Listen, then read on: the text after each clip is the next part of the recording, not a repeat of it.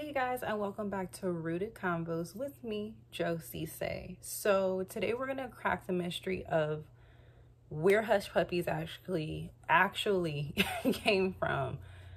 All of this Black History Month, I promise you, every day, like 5 times a day, either someone is tagging me, sending this to me, or sharing it somewhere. It's on Twitter, it's on Facebook, it's on Instagram, about the apparent origin story that Hushpuppies came from enslaved people when they were escaping, throwing these fried cornmeal pieces on the ground towards like hound dogs and stuff that were hunting them, and then saying hush puppy. And so people keep asking me do I know that? Is it true? Someone actually asked me, well, actually more than one person asked me to do a video about it. And so what was really interesting to me is that when I went on this deep rabbit hole of research, apparently there's a lot of stories of how Hushpuppies came about. Everything from French nuns down to enslaved mammy. Everyone wants a piece of the origin. And so I also understand, after reading a lot of stuff, why that would be, because there's a lot of different fried cornmeal recipes. So I get like the confusion. But after digging very deep and finding some consistency, what I'm about to share with you guys is what I believe actually is the truth. Personally, what I'm about to tell you, I think, is a much better story than what's been floating around on social media. So here we go. Basically, it's still a Black person who made Hushpuppies, but when they were first created, they were not called that. They were called red horse bread, and they originated in South Carolina with a very well-known cook named Romeo Gavan. And he was known for like frying, I guess there's like an actual fish called red horse, and he was known for like frying really good fish, like tasty, delicious fish, to where people were like traveling miles around to come try his meals. And he would have red horse bread served at the side of it. So it was made with cornmeal and egg, and you know, it's like basically like what we see in a hush puppy today.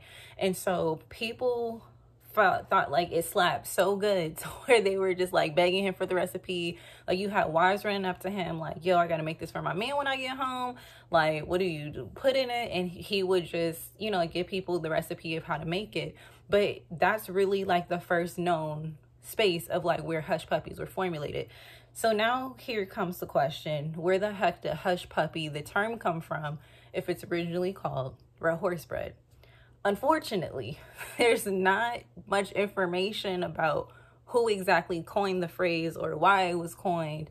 There's a lot of mystery and there's a lot of myth around it, but there's no actual fact. So that part kind of sucked, because I like to know the full truth. So I'm still not going to give up. If I do find it, I'm gonna do a part 2 video. But so far, there's really no like distinct know-how of why we call it that. But what we do know is that apparently while you travel down south, the further south you go, when you cross a certain line in Georgia, people called it a hush puppy. They stopped calling it red horse bread. And this is still around the same time that people were acknowledging it as red horse bread. So the earliest like known or documented, I guess you could say, I don't want to say time, but the earliest documentation of it being called hush puppies is from a man who did fish fries in Macon, Georgia for First Methodist Church. His name was Roscoe Rouse, because I always want to call him Roscoe, but it's Roscoe Rouse, tongue twister. He would do fish fries at the church, and he would make what they wrote down as hush puppies, and he would serve it with a side of coffee. So that's really the first time people can really locate it being called like a hush puppy and it being located to one person. But again, there's really not like evidence that he was like the person who called it a hush puppy. It's just that's the first time they've seen it documented somewhere, that, you know, like it's attached to someone's name.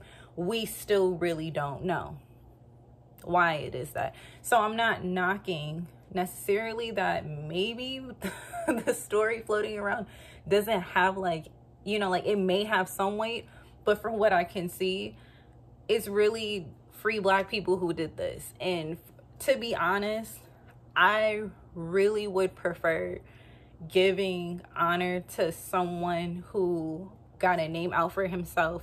Both the men, honestly, because fish fries are a huge thing in the Black American community. They're huge for me. I had them growing up, absolutely adore them. But I'd rather see like free Black men who were known for throwing down in the kitchen get the credit than people running for their lives throwing it to shut up a dog. That's just me. There's so many sad stories that we hear all year, but especially during Black History Month. It's about celebrating invention and achievement. And sometimes I think we get a little bit thrown off by the devastating stories that we kind of lose sight that Black History Month was literally created to celebrate Black achievement. So I'd rather celebrate Black achievement of Romeo Gavan and innovation of, you know, Roscoe Rouse and what he contributed to that than thinking that it came from, you know, more of a dark space. So that is what I have. That's what I found. If this is new information for you, and you guys know I love when you give me feedback.